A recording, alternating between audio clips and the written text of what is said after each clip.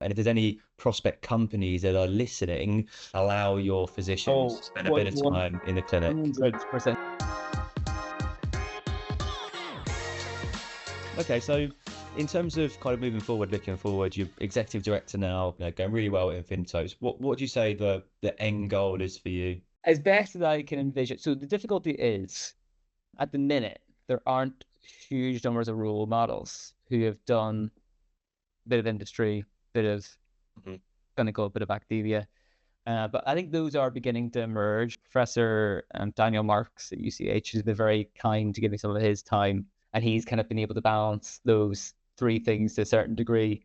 So I think, if all goes well, as best I can, continue on the classical pathway of Yep. physician scientist. So, I've done my master's now, we think about PhDs in a couple of years, Mhm. but alongside, doing some industry and doing some clinical at the same time. I think it's very important, I think for me to continue to do clinics, because I think that really grinds you at the end of the day.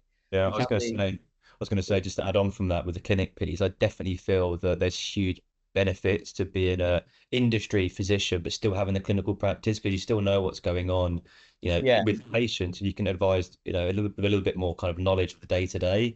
So I definitely advise that. And if there's any prospect companies that are listening, allow your physicians to spend a bit of time in the clinic. 100%. So I couldn't, and this is like a discussion I had with you, I think, previously. I think it's of such mutual benefit to allow physicians to continue to be clinically practicing for the physician. It keeps them up to date, forces them to be up to date.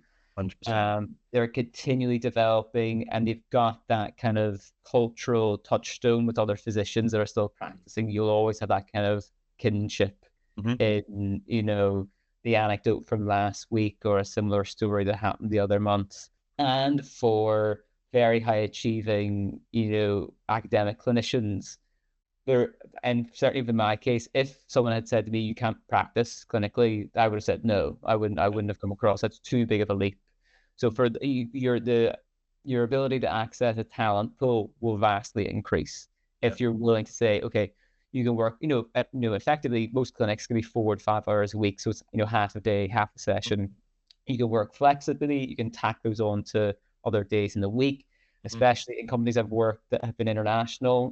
Being available to 6 or 7 on a given day is great for people in the US, and then you've got cover there and so on.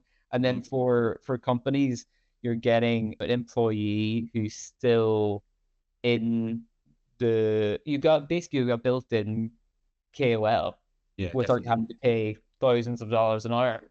Hmm. So it's always good.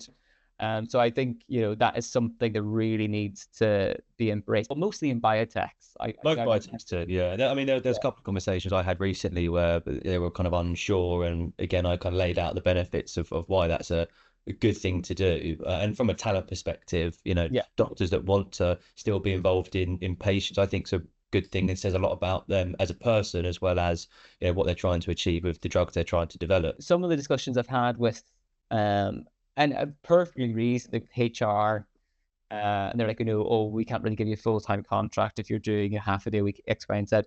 I think the thing to know about most medics, they're used to working like well beyond their normal hours at best Yeah. times.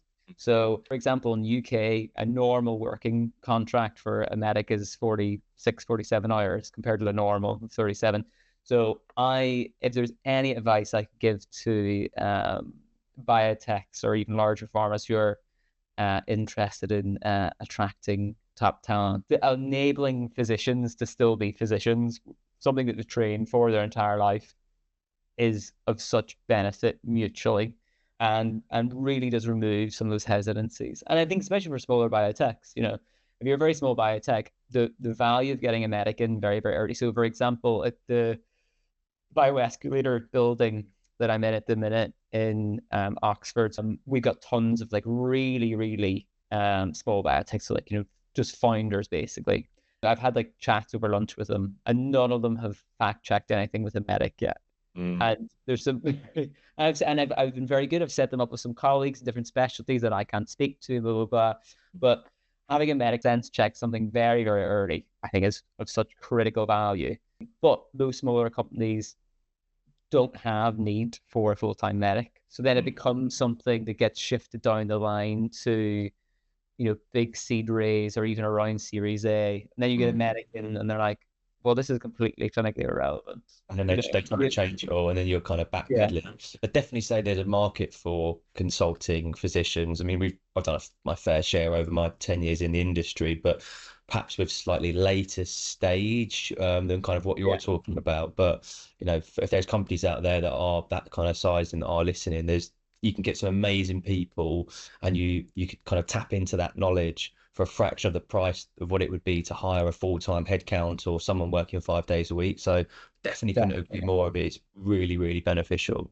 I've definitely sensed hesitancy before, even being on the hiring side of feedback. I've reviewed feedback from other people who've interviewed candidates, for example, and they're like, query too academic.